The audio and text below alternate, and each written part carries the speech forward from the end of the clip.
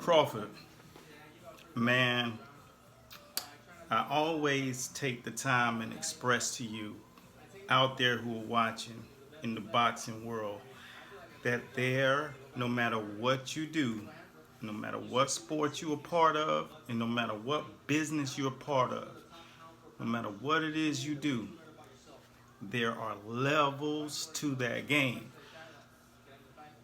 I'm going to break down this fight tonight that just happened minutes ago between Crawford and Benavidez. But before I get started, I'd like to introduce myself. My name is Eric A. Bradley, aka The Real Fight Doctor. And for those who have never watched this channel, shame on you. We're about to break this fight down, round by round, as Benavidez came out, postured, the right kind of posture for a guy who's super slick, super quick, and can attack you to the head and body at any given time of the fight. But he wasn't prepared was Crawford not falling for the bait? Crawford is not only a counter puncher, he's a boxer puncher. What does that mean? When you're a boxer puncher, you don't only counter and box around the ring, you also bring the pain. You have a system and bring in the pain. You have the power, but you also have the ring generalship and the boxing prowess to compete at any level against any athlete that's in that ring boxing. Sugar Ray Leonard, boxer puncher, very offensive minded. Terence Crawford falls into the category of that style. He can draw you in, he can pull you out, he can set you up, or he can lead. Not only did he do those things, but during the fight, as the fight went on, because it was kind of even at the beginning, but you have to collect the data. You know you're a bad man when Warren Buffett is sitting in the middle of the crowd, not in the boxes, not on the front row, but when he's there to see you, you gotta be special.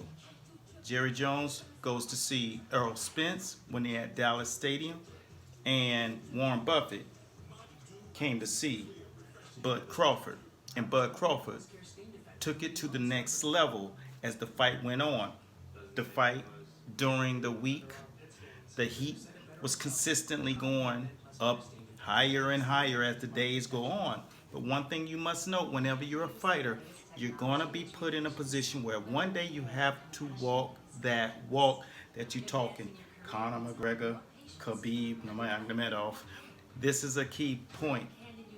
As the sixth round approached, we all know that that's when the fight really begins. And guess what happened when we saw that? At that point, you started to see when Terence Crawford, he switched southpaw in the first round, because what he does is that's his safe zone. He knows you can't get comfortable with that. So Benavidez tried to draw him in, go to the ropes. Terence was like, nope. He was going high. So one of the things that I was reeling for when my fighters need to get inside is to keep your head off the line as you're coming. You're throwing shots, but you got to keep your head off the line. Once Terence Crawford started to do that, somewhere in the seventh round, he started to keep his head, because he was getting caught with some counters with his head straight on the line. It's not easy as it looks. I know a lot of you guys follow me on YouTube, and you're like, Coach, I've been watching your videos. I know how to do this. I know how to do that. Man, we in the gym 4 hours every single day, and then 2 a days. For the athletes that are competing at a high level, you got to come in that piece twice. Why? Because it takes a lot of time and years to ingrain what you hear people saying. Y'all are just saying it. You're not able to do it. You can watch these guys do it and sit on the couch and say, hey, why didn't you do that? Because it's only so much that the brain capacity could hold at one time. You can't retain but so much information. Crank it out under fire when you're trying to figure out a puzzle. And Benavidez gave him a puzzle to figure out. Long, he had him about 4 inches, and then had the length, and was a natural counterpuncher, crafty like Hopkins. One of the things that you have to be careful of is being set up. But you know, Bud did what he needed to do. He started taking that thing up top. I was calling for this. As he a southpaw, you go high, you make sure that right leg's on the outside. That is just not taught. Because when you throw the shots, boom, you're lining them up on the chin and you're on the outside of their punch, just enough to not get countered. So what Bud started to do, he started to slip the shots and go here and boom to the body and then come back up top. By the 8th round, I said, Bud needs to throw an uppercut. Bud clearly is edging the rounds. But Benavidez is still trying to get in his head, trying to draw him in, trying to make him come outside of his game plan. But what he did from that point on, he moved around. He started using more angles and circling and pop, pop, pop, pop, pop, pop, and doubling the jab so Benavidez couldn't counter. Then, as I closed this out, 10th round, 11th round, 10th round, Bud Crawford's mom called for the knockout. He couldn't get the job done. He hit him, boom, bam. Your boy had a good chin. I was like, man, that uppercut would have been great.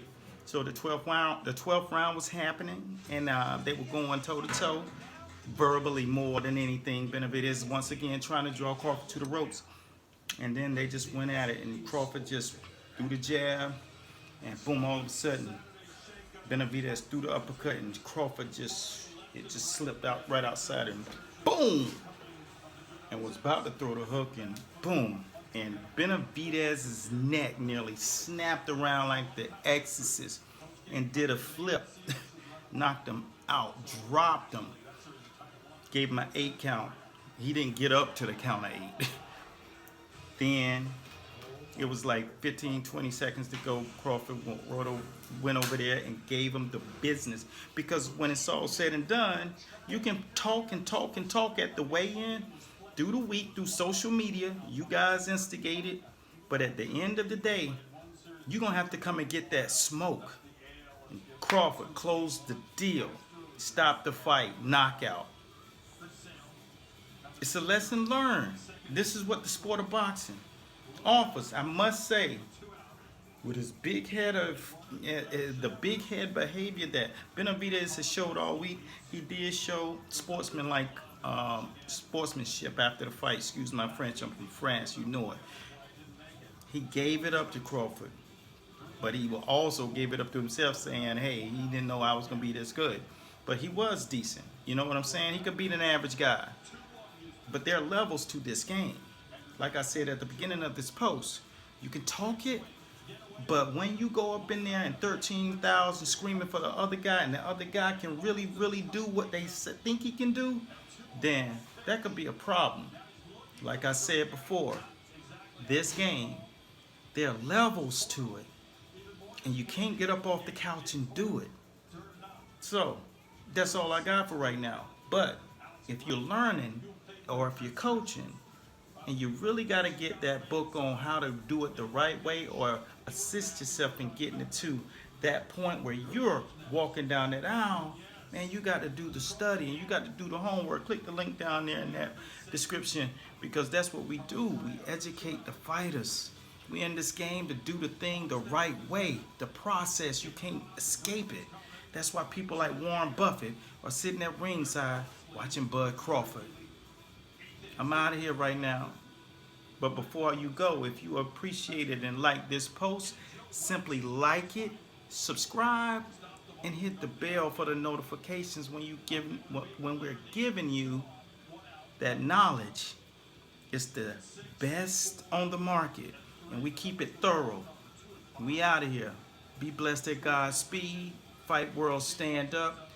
Coach Eric A. Bradley here, aka the Real Fight Doctor, and this is Master Boxing, where you'll get your master's degree in boxing, and where we break the fight world down round by round.